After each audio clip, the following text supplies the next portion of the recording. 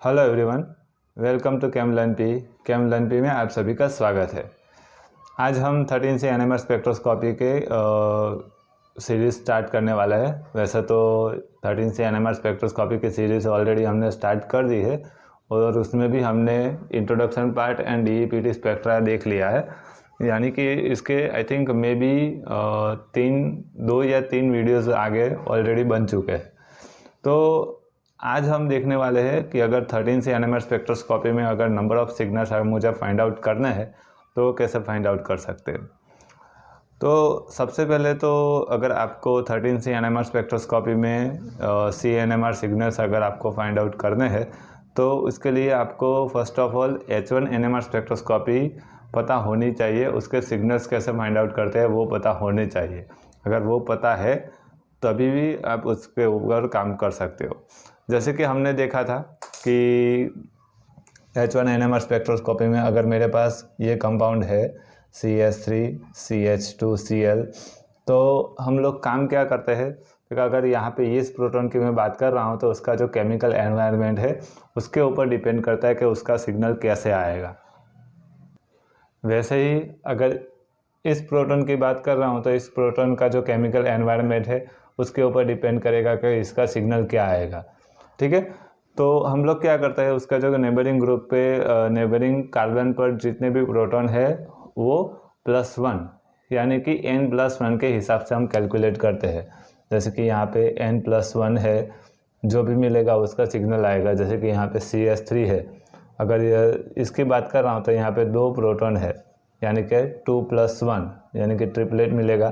तो यहाँ पे इस प्रोटॉन का मुझे ट्रिपलेट देखने को मिलेगा। वैसे ही इसका अगर CH2 है तो यानी कि क्वाड्रेट देखने को मिलेगा। ऐसे हो सकता है, बस यहीं पे आपको वही बात याद रखनी है। जैसे H1 एनएमआर स्पेक्ट्रोस्कोपी में हमने यहाँ पे देखा कि ट्रिपलेट क्वाड्रेट मिलता है नेबरिंग ग्रुप पे यानी कि केमिकल एनवायरनमेंट पे डिपेंड करता है। वैसे ही 13C एनएमआर स्पेक्ट्रोस्कोपी में भी केमिकल एनवायरनमेंट पे डिपेंड करता है। बट यहाँ पे सबसे बड़ी प्रॉब्लम क्या है, तो यहाँ पे भी हमें वही देखना है। तो चलो स्टार्ट करते हैं। सबसे पहले मेरे पास यहाँ पे CH3 single bond C, CH3 double bond C, CH, CH2 CH3 ये वाला कंपाउंड है। तो उसमें सबसे पहले अगर मुझे फाइंड आउट करना है तो 13C एनएमआर स्पेक्ट्रोस्कोपी है, यानी कि उसके अंदर हमें कार्बन की बात करनी पड़ेगी। कार्बन की बात करनी है तो इसका केमिकल एनवायरनमेंट चेक करना पड़ेगा। यानी कि केमिकल एनवायरनमेंट यानी कि नेबरिंग ग्रुप नेबरिंग कार्बन है उसका केमिकल एनवायरनमेंट यहाँ पे चेक नहीं करना है। हमें चेक करना है जिस कार्बन की हम बात कर रहे हैं वही कार्बन का केमिकल एनवायरनमेंट चेक करना है। यानी कि केमिकल एनवायरनमेंट यानी कि इसके ऊपर कितने प्रोटॉन है, इसके ऊपर से उसका वहाँ पे बाइफर्केशन होगा। जैसे कि यहाँ पे देख सकते हो कि यहाँ पे CH3 है, यहाँ पे 3 हाइड्रोजन है और यहाँ पे 1 कार्बन है। यानी कि यहाँ पे ये एक सिग्नल ऐसे मुझे मिलेगा। इसकी बात कर रहा हूँ तो ये दोनों सेम है, यानी कि इसका भी मुझे A ही मिलेगा। ठीक है, वैसे ही यहाँ पे CH3 बाजू में CH2 है, यहाँ पे CH है तो यहाँ पे B, CH2 है, यहाँ पे कार्बन है, यहाँ पे CH3 है, यानी कि यहाँ पे C और यहाँ पे एक कार्बन है CH है यानी कि D। एंड लास्ट में ये वाला देखो कि इस कार्बन ये कार्बन दोनों वैसे तो सेम टू सेम ही है, बट चेंजेस कहाँ पे है, यहाँ पे ग्रुप पे। यानी कि यहाँ पे हाइड्रोजन है और यहाँ पे CH2 CH3, तो यहाँ पे CH3 CH3 है, यानी कि यहाँ पे चेंजेस है तो यहाँ पे आएगा E। तो मैं ये कह सकता हूँ कि इस ग्रुप मॉलिक्यूल में टोटल हमें मिलेंगे सिग्नल 1 2 3 4 5, टोटल 5 सिग्नल देखने को मिलेंगे। ओके, ये दोनों सेम ही आएंगे, उसमें कोई चेंजेस नहीं आएगा। वैसे ही इस मॉलिक्यूल की अगर बात करता हूँ तो देखो यहाँ पे तो बाजू में CH है यानी कि A सेम टू सेम, वैसे ही यहाँ पे भी है, तो ये दोनों एक ही सिग्नल देंगे। यहाँ पे CH है, इस तरफ CH3 है और यहाँ पे डबल बॉन्ड CH है यानी कि ये B और ये भी दोनों सेम है यानी कि B। ठीक है, तो यहाँ पे मुझे 2 सिग्नल्स देखने को मिलेंगे। वैसे ही एक और कंपाउंड है CH3 बेंजीन CH3, यानी कि अब यहाँ पे देखो, अगर यहाँ पे ये CH3 नहीं है तो इसे हम कहते हैं इप्सो कंपाउंड। इप्सो कंपाउंड कहते हैं इस कार्बन को, इप्सो कार्बन कहते हैं ये कार्बन को। ठीक है, तो जितने भी कार्बन है वो सभी कार्बन की बात करनी है।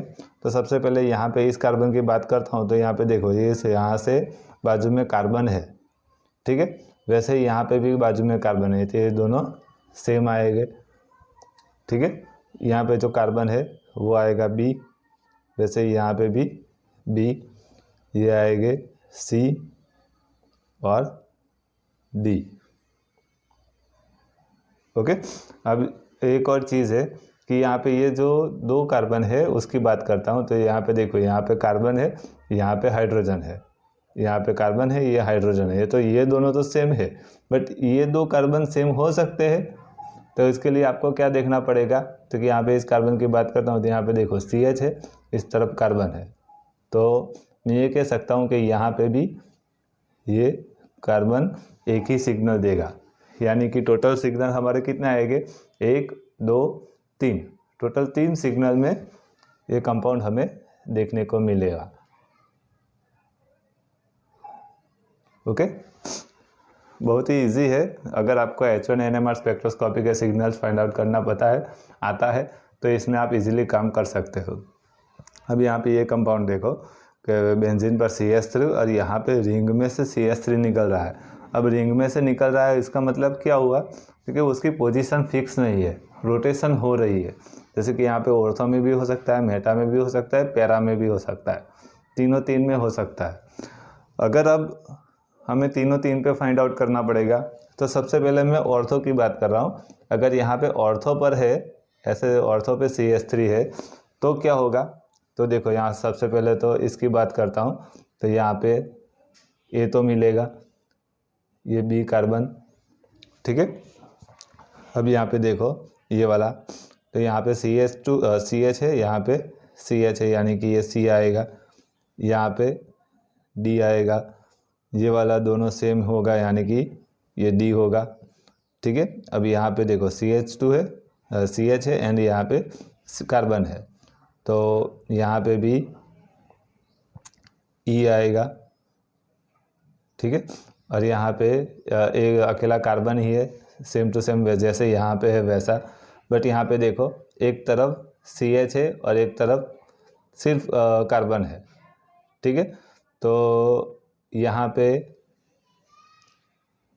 F आएगा एंड यहाँ पे जो CH3 होगा वो, यानी कि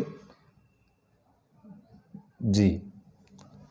टोटल कितने मिलेंगे मुझे, तो 1 2 3 4 5 4 5 6 7, टोटल 7 सिग्नल देखने को मिलेंगे। कितने, 7। ओके, जब ऑर्थो में होगा तब। अब देखो मेटा की बात कर लेते हैं, ठीक है। जब मेटा में होगा तब क्या होगा, तो यहाँ पे ये तो सेम ही होगा।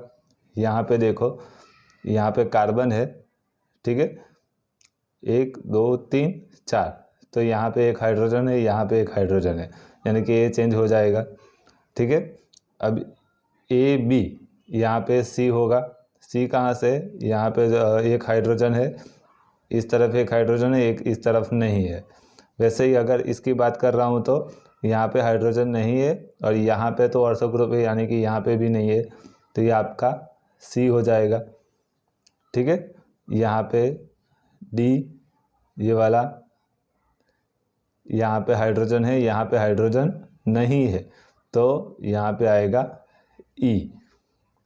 यहाँ पे सेम टू सेम जैसे यहाँ पे है वैसा ही है। देखो यहाँ से CH3 बाहर निकल रहा है मेटा में, तो यहाँ पे CH है और यहाँ पे एक तरफ CH है। तो यहाँ पे देखो ये जो कार्बन है, यहाँ पे भी CH है और यहाँ पे भी CH है, तो ये दोनों सेम हो गए, तो यहाँ पे आएगा आपका B। ओके, एंड यहाँ पे देखो, यहाँ पे एक कार्बन, यहाँ पे एक कार्बन, दोनों तरफ एक एक कार्बन है, तो आएगा यहाँ पे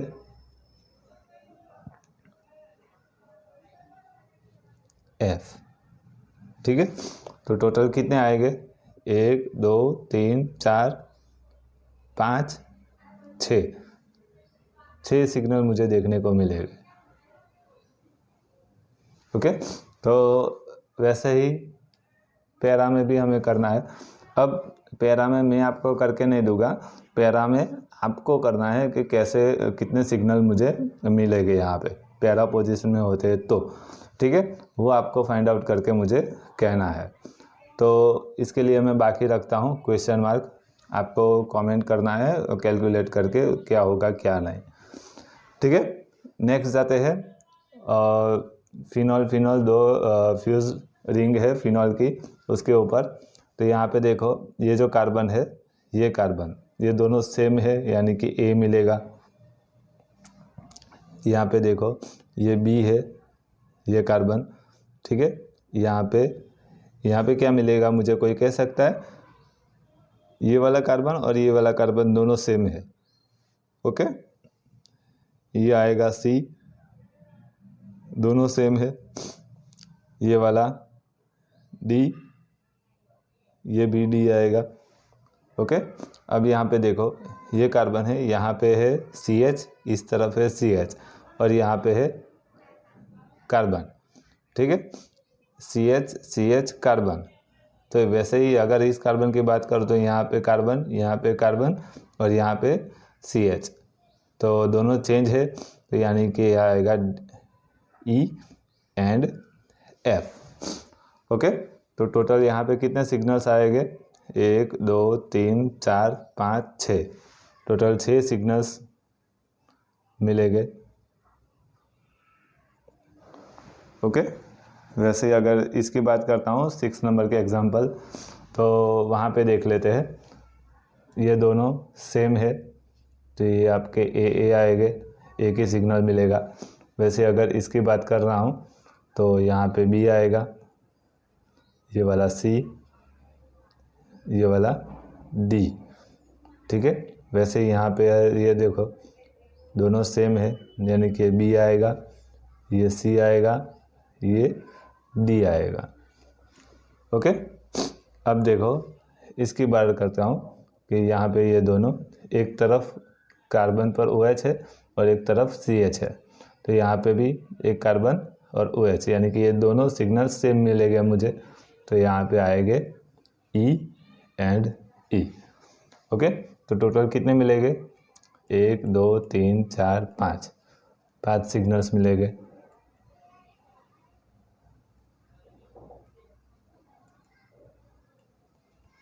वैसे ही इस कार्बन के ये फ्यूज रिंग है बेंजीन रिंग, ठीक है। ऐसे तो अब आपको पता चल ही गया होगा कैसे करना है, तो कर लेते हैं यहाँ से फिर से। ये वाला आपका A B C and D और ये वाला E। ओके, इजी, यानी कि 5 सिग्नल्स। OMe रिंग है और नाइट्रोजन है, तो यहाँ पे देखो ये जो कार्बन है, तो अब OMe है यानी कि मिथाइल ग्रुप है, यानी कि इसका भी एक मुझे सिग्नल मिलेगा, यहाँ पे दूसरा मिलेगा, यहाँ पे तीसरा मिलेगा, यहाँ पे चौथा मिलेगा D। अब ये जो कार्बन है इसके ऊपर एक बाजू कार्बन है, यहाँ पे CH है यानी कि E मिलेगा, यहाँ पे F और यहाँ पे G। अब देखो यहाँ पे एक तरफ कार्बन है, नहीं यहाँ पे भी G आएगा, नो चेंजेस। ओके, ऐसे कुछ सिग्नल्स मिलेंगे। तो टोटल सिग्नल्स कितने हुए? 1 2 3 4 5 6 7, टोटल 7 सिग्नल्स मिलेंगे।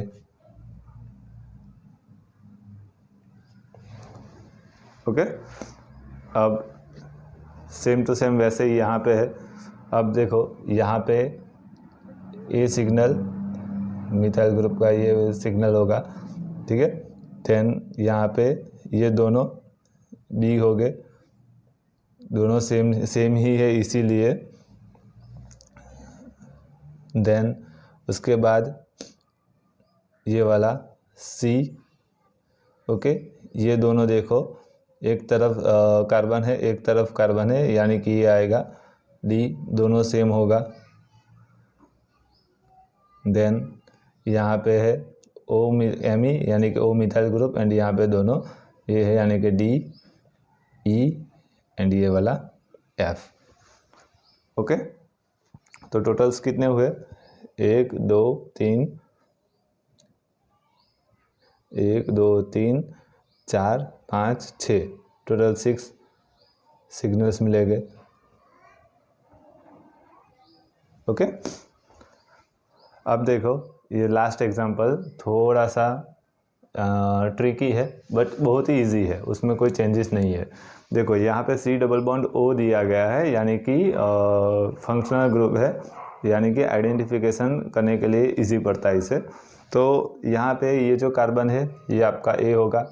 अब उसके जो अलावा दूसरे भी जितने भी है वो सभी कार्बन अलग अलग ही देंगे, उसमें कोई दिक्कत नहीं है। क्यों? क्योंकि यहाँ पे फंक्शनल ग्रुप दिया गया है, कार्बोनिल ग्रुप डबल बॉन्ड है इसके लिए। उसका रीज़न क्या है वो मैं आपको नेक्स्ट वीडियो में बताता हूँ कि उसकी जो इंटेंसिटी कैसे फाइंड आउट करना है उसके ऊपर से। तो यहाँ पे आपका आएगा A सिग्नल, ये B C D E F G, total 1 2 3 4 5 6 7, total 7 signals मिलेंगे। ओके, तो ये था number of signals find out करने की ट्रिक। जैसे हमने H1NMR स्पेक्ट्रोस्कोपी में किया है वैसे ही यहाँ पे किया है, बस डिफरेंस इतना है कि जिस कार्बन की बात कर रहे हैं उसी कार्बन पर कितने प्रोटॉन है वो हमें देखना है। ठीक है, यहाँ पे केमिकल एनवायरनमेंट हमने चेक किया कि भाई नेबरिंग ग्रुप पे केमिकल एनवायरनमेंट कैसा है, उसके ऊपर से सिग्नल्स हमें पता चलते हैं। अब उसकी इंटेंसिटी क्या होगी वो मैं आपको नेक्स्ट वीडियो में बताता हूँ कि कैसे हमें करना है उसकी इंटेंसिटी। ओके, तो आई होप आज का वीडियो आपको पसंद आया होगा और समझ में भी आया होगा। अगर पसंद आया है तो प्लीज़ वीडियो को लाइक करो, शेयर करो, एंड अगर आप इस चैनल पे नए हो तो प्लीज़ चैनल को सब्सक्राइब कर दो एंड बेल आइकॉन प्रेस कर दो, ताकि ऐसे ही मज़ेदार वीडियो आपको मिलते रहे और आप उसमें से कुछ ना कुछ सीखते रहो। Thank you, have a nice day.